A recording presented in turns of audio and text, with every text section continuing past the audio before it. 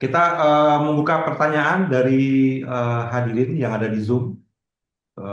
Baik sekarang Pak Nafrizal udah nggak ada ya. Oke, Mungkin ke Pak Yudi dan dengan Chief Juliasman, Chief Jul. ya, oke, saya Oke, dulu. ada yang ingin bertanya silakan. Kalau agak sungkan pakai eh, voice, pakai suara, mungkin bisa Di chat di dulu chat ya. aja tidak apa-apa gitu. Mungkin dari saya Pak, salam kenal. Yes, Ya, silakan. Saya Ali Mardana Pak, dari Kota Tual, Maluku Tenggara, Kepulauan Nah, Kei.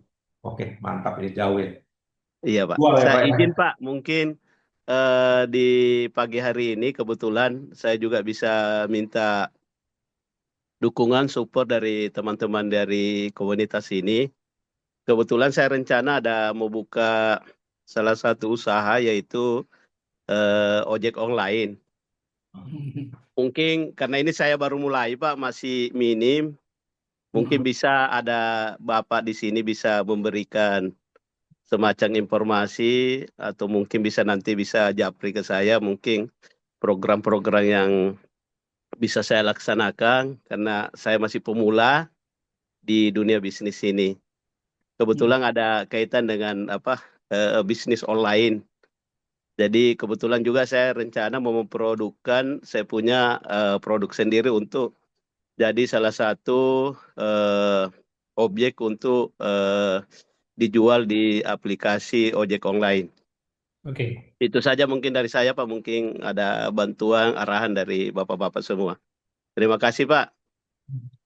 Ya, ini cukup Assalamualaikum menarik warahmatullahi nih. wabarakatuh. Waalaikumsalam ini dari Tual jauh sekali ya. Kita kita nggak nyangka ada peserta Zoom kita dari Tual dan ini memang mudah-mudahan nanti kita bisa diskusi lebih lanjut lagi dengan Chief Juliasman dengan Pak apa tadi? Sorry Pak, maaf Pak. Ali Pak Mardana, ya, Pak. Ali Pak Ali Mardhani. Mardana nanti kita bisa diskusi lebih private, lebih dalam, lebih detail karena bagaimanapun kan perkembangan digitalnya memang harus inklusif. Eh, Tidak melihat lokasi geografinya di mana, jumlah penduduknya seperti apa, karena harusnya semua orang bisa mendapatkan manfaat dari perkembangan digital ini. Terima kasih Pak Leonard, nanti kita akan follow up. Udah ada di grup kan ya Pak ya? Iya, dari saya Oke. bergabung di Sumu, Pak.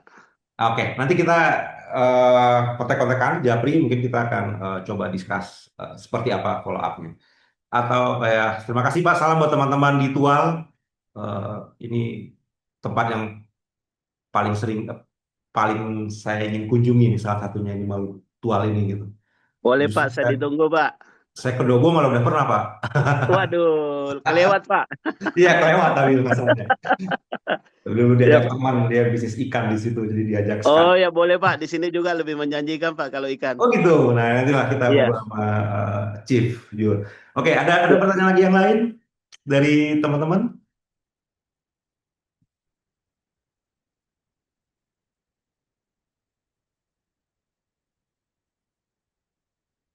Nah, kalau kalau ini Chief, saya bertanya lagi ke Chief Jul ini. Sebenarnya sih Ya, pertanyaan ini lebih ke Pak Nofrizal sebenarnya. Platform itu kan banyak restriction. ya, Jadi kalau live itu, misalnya Chief live ya, di sebuah platform jualan, keluar aja nomor handphone itu langsung di ban. ya, ya. Sebenarnya kan salah satu ya mereka kan pengen kita terus pakai mereka. Ya, dia nggak pengen kita pedagang itu langsung ke customer Nah, ya kan. Dia sementara menghindari itu. fee Iya, platform itu sekarang lebih besar. iya, Eh, dalam range ya, iya. ada yang 10%, ada 15%. Nah, eh, dalam bisnis praktis, hal seperti itu dibolehkan apa enggak? Karena ini udah concern kayak first party data, second party data, third party data itu kan eh, benar-benar dilindungi lah. Di Amerika tuh sampai Kongres itu rapat Iya. meeting dengan para platform itu tentang Hmm, siapa yang memiliki data ini hmm, sebenarnya. hmm. Tapi di kita kan, oke data nggak bisa diakses, terus kita ngantuin nomor handphone pun nggak boleh. Ya, Ini sebenarnya eh, term of condition itu apakah satu arah? Apakah memang harus duduk bareng gitu? Itu yang menjadi pertanyaan terbesar gitu. ya. Oh ya, ini ada yang mau bertanya juga Oke, nih. ada yang Tapi bertanya? sebelum Bu Dewi, silakan. Oke, Ibu Dewi kita Bu Dewi dulu ya. Iya, silakan Bu Dewi. Silakan Bu Dewi. Halo, Halo, silakan Bu. Saya juga pelaku online seller. Ini yang saya mau tanyakan, saya pernah live streaming, udah promosi sampai banyak, tapi tetap penjualannya nggak mumpuni gitu. Jadi saya kira walaupun kita udah pakai fitur promosi yang harganya juga tidak murah, tapi tetap nggak bisa menaikkan penjualan. Itu gimana ya kira-kira? Mungkin ada yang seperti saya atau mungkin ada fitur lain yang bisa untuk meningkatkan penjualan di live streaming. Itu gimana? Saya mohon sarannya. Terima kasih. Baik, terima kasih Bu Dewi. Mungkin langsung saya jawab Iya. sekaligus ya pertanyaan Bu Dewi dan pertanyaan Bu Ya, Yos tentang saya dahulukan pertanyaan Bu Dewi tentang bagaimana sih mengakali kita sudah promosi tapi belum meningkatkan penjualan. Sebenarnya begini Bu, eh, ketika kita promosi kita harus membangun brand sebenarnya, brand awareness. Kita misalnya Ibu punya Dewi Shop misalnya. Dan Ibu harus punya positioning yang jelas. Dewi Shop itu apa keunggulan Ibu dibandingkan Dewi Shop yang lain atau shop-shop yang lain. Nah, misalkan Ibu sekarang produknya apa, Bu? Yang dijual apa, Bu? saya jual baju online Oke, bajunya untuk dewasa atau anak? untuk dewasa. Spesifik hijab atau baju blus atau apa? Gamis, gamis, blus sama tunik rok-rok gitu ya. Baju fashion untuk dewasa. Fashion dewasa. Nah, Ya, dalam kita membangun brand, Bu, itu harus unik ya, Bu ya, spesifik. ya. Misalkan Ibu, kalau saya saran, itu ambil yang keunggulan yang paling Ibu ingin tonjolkan apa. Misalnya yang belum ada di market. Jadi kita harus punya market niche gitu, Bu. Jadi di market itu kalau orang butuh sesuatu itu carinya kita, nggak ada alternatif alternatif lain selain kita gitu. Misalkan Ibu spesifik memproduksi fashion dengan tunik misalnya. Nah, tunik itu kembangkanlah varian-variannya sehingga untuk orang cari baju tunik, nah larinya ke brand Ibu. Yang diingat orang adalah Dewi Shop atau apa namanya, apapun apa brand yang dikembangkan. Nah, ketika promosi yang dijual adalah brandnya tadi, bukan produknya. Nah, jadi harus ditonjolkan penjual brand dulu. Jadi kalaupun dia sekarang belum beli, suatu saat kalau dia ingat bahwa tunik apa namanya fashion tunik, nah dia akan terkoneksi ke brand ibu, akan terkoneksi ke shop ibu, dia bisa cari itu. Nah itu satu sisi. Nah eh, tapi kalau selama ibu masih berada di platform e-commerce itu sepertinya agak sulit untuk membangun brand seperti itu.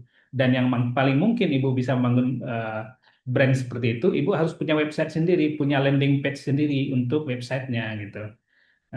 Ya memang belum tentu terjangkau dan belum juga tentu mampu teman-teman UMKM untuk menembus itu. Makanya kami dari Securitas Indonesia ini mencoba menawarkan solusi buat teman-teman UMKM dengan aplikasi namanya mauapa.id. Jadi nanti gambarannya portal mauapa.id ini berupa direktori bisnis. Bapak Ibu tinggal berlangganan, semua yang jadi member kami itu bisa mencari apa saja dalam website itu, bentuknya website ya, atau PWA, atau Progressive Web App, web application. Jadi tidak perlu aplikasi tersendiri, tinggal buka browser, nanti langsung dia akan menyesuaikan kalau buka browsernya dari desktop ataupun laptop ataupun PC, dia akan menyesuaikan ukuran dan tampilannya dengan bentuk PC. Kalau dibuka di tablet ataupun dibuka di handphone, dia akan menyesuaikan juga ukuran dan bentuknya dengan ukuran handphone. Jadi tidak perlu aplikasi sendiri. Nah, nanti solusi kami itu bisa digunakan untuk memudahkan UMKM sekaligus tadi isu yang terbesar yang disampaikan oleh Pak Nofrisal maupun Pak Yos bahwa data itu tidak kita tidak tahu customer kita siapa, datanya di mana, demografinya seperti apa gitu ya. Kita tidak mengetahui customer kita dengan adanya website tadi Bapak Ibu akan lebih menguasai siapa sih sebenarnya customer saya, apa yang disukai sama customer, sehingga kita bisa mengembangkan produk yang sesuai dengan kebutuhan customer begitu. Jadi mudah-mudahan kita bisa kerja bersama Bu dengan Securities Indonesia dengan eh, aplikasi namanya mauapa.id yang sekarang masih kita develop. Mudah-mudahan dalam waktu tidak terlalu lama kita akan bisa publish. Ini perkenalan awal lah dengan mauapa.id. Dan di Securities Indonesia kami juga sedang mengembangkan aplikasi namanya Crowde. Crowde itu nanti kami akan head to head, akan bertanding lah, berkompetisi di area yang sama dengan TikTok, dengan Instagram Reels dan dengan Zoom gitu, karena nanti juga ada fasilitas meeting online di aplikasi Crowde.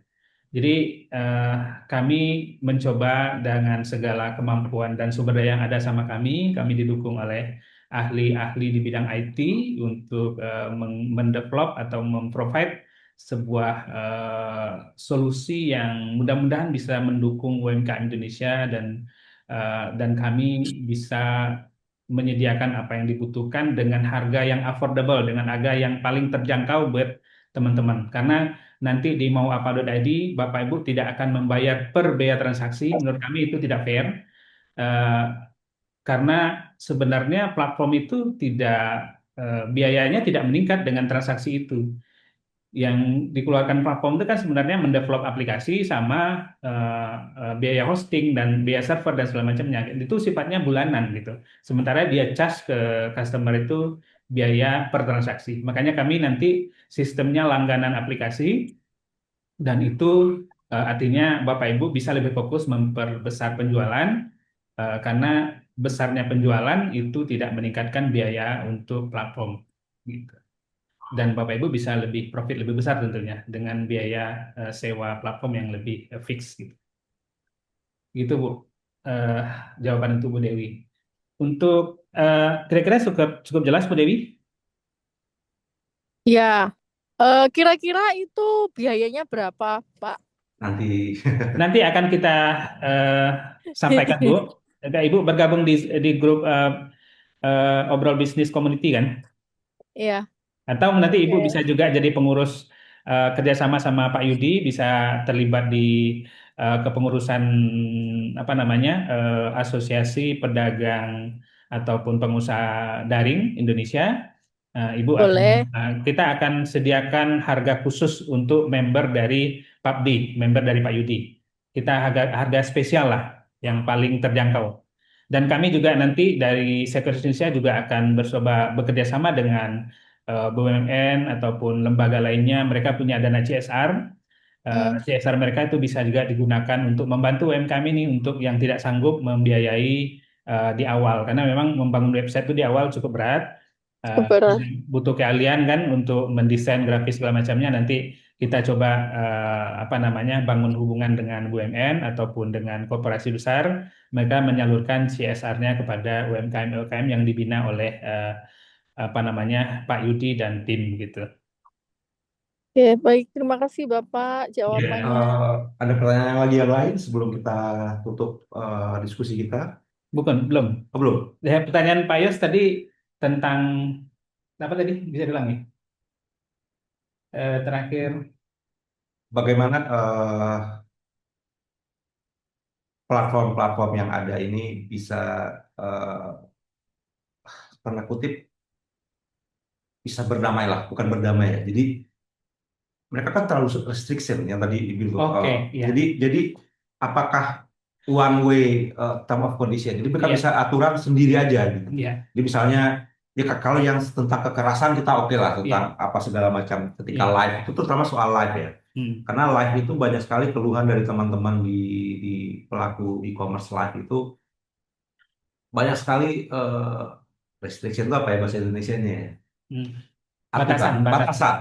Dan itu efeknya bisa tidak boleh live sebulan, tidak Ya. boleh live sekian lama Di gitu. suspend biasanya ya. Nah, Hmm. eh, jadi pertanyaannya apakah aturan-aturan seperti itu bahkan menyebutkan nomor handphone itu sama sekali Tidak boleh. dilarang ketika kita live gitu karena ya Bukan hanya live, Pak. Itu chat dengan customer ngasih nomor handphone juga nggak boleh. nah kan ada fasilitas chat kan. Ya. Ya, kalau Nah, kedetek dia ada nomor handphone yang dikirim ke customer, itu biasanya langsung kena hukuman. jadi apakah aturan sementara kita harus menghilangkan ketergantungan pada satu Iya, platform? Apakah seperti ini mereka punya kemampuan power yang besar? Apakah kita bisa duduk bareng gitu? Boleh loh kita follow up karena isu data konsumer tadi Pak Nofrizal juga bilang kita boleh dong punya data konsumer loyalis iya, kita, iya, kita ngirim barang ke iya, siapa segala macam itu kan eh, kita juga harusnya bisa iya, dapat bahkan di digital sendiri itu CRM iya, kita punya 100 nomor aja kita bisa look alike iya, dengan tapi akhirnya pakai platform mereka lagi gitu iya, itu retargeting segala macam gitu dari ya sekarang kita jadi menuhankan algoritma iya, mereka yang menentukan jadi iya. apakah hanya mereka yang punya power seperti itu? Sebenarnya menarik diskusi ini. Ini harus bisa kita lihat dalam kerangka yang lebih strategik ya, bahwa di sana ada power yang dipertahankan atau Bisa dibangun. lebih demokratis nggak gitu? Itu Iya. aja sih poinnya. Ya, jadi ada power yang tersentralisasi untuk pengolahan data yang Ya, kemana sepertinya mereka sangat menguasai ya di ya, platform itu dan tidak mau berbagi dengan customer dia atau seller. ya bahkan customer pun punya Ya, cara lain pun di iya, makanya blok. dihambat gitu karena mereka mungkin berasumsi dengan seller langsung berhubungan sama customer itu eh, power mereka jadi kurang, orang jadi tidak menggunakan platform kan. Seharusnya itu bisa kita negosiasikan. Makanya nanti peran dari Pak Yudi dan tim dari Asosiasi Pedagang Online itu harusnya bisa menegosiasikan itu. Dan tentunya kita harap juga ada perlindungan dari pemerintah untuk membuat keseimbangan karena ya jangan semuanya kita bergantung, apalagi tadi algoritma mereka kita harus bayar untuk mendapatkan display, mendapatkan visibilitas, untuk algoritma iklannya berbayar yang cukup mahal. Yang Bu Dewi juga sampaikan, walaupun sudah beriklan ternyata nggak menghasilkan penjualan. Artinya kan kita beriklan pun belum tentu bisa dikonversi menjadi uang gitu, walaupun Ya, kita sudah keluar uang. Ya banyak hal ya sih yang sebenarnya kita harus lindungi pelaku UMKM kita. Dan saya kira peran dari pemerintah itu harus mau nggak mau harus diperbanyak ya. Eh, Disadari atau tidak, kita ini ekonominya disumbang lebih dari 70% itu dari UMKM.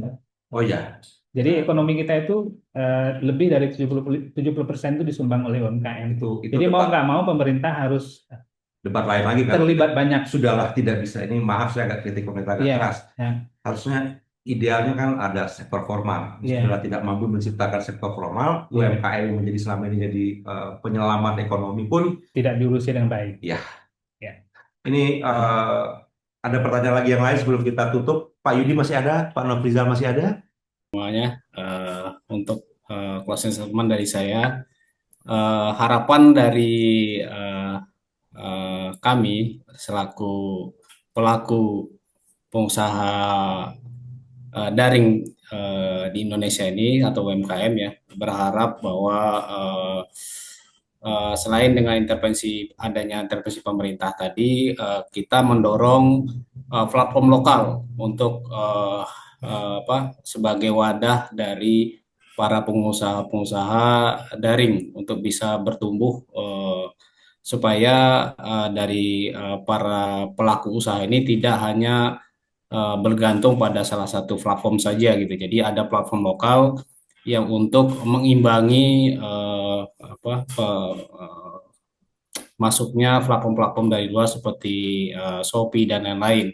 Sehingga dengan adanya itu yang tadi sempat disinggung oleh para narasumber yang lain bahwa pelaku usaha ini tidak menempatkan telur di satu keranjang yang sama. Jadi bisa banyak platform sehingga uh, pertumbuhan atau sustainability dari para pelaku UMKM di usaha daring ini bisa bertumbuh ke depannya menjadi lebih baik dan tidak lagi dilakukan terlibat dalam permainan-permainan oleh para pelaku pasar yang memiliki modal yang lebih besar dan kuat. Mungkin itu saja Pak dari saya Pak sebagai closing statement saya yang terakhir. Terima kasih Pak. Oke, terima kasih Pak Yudi. Ini mudah-mudahan kita bisa berjuang lah ya ke depannya di organisasi Pak Yudi sehingga bisa menjadi kelompok lah penekan untuk semua pihak gitu. Dan ya kita nggak hanya ingin pedagang aja yang untung, semuanya juga pengen untung gitu. Nah, Chief Juliusman closing statementnya nih, saya butuh yang agak tajam dikit lah gitu.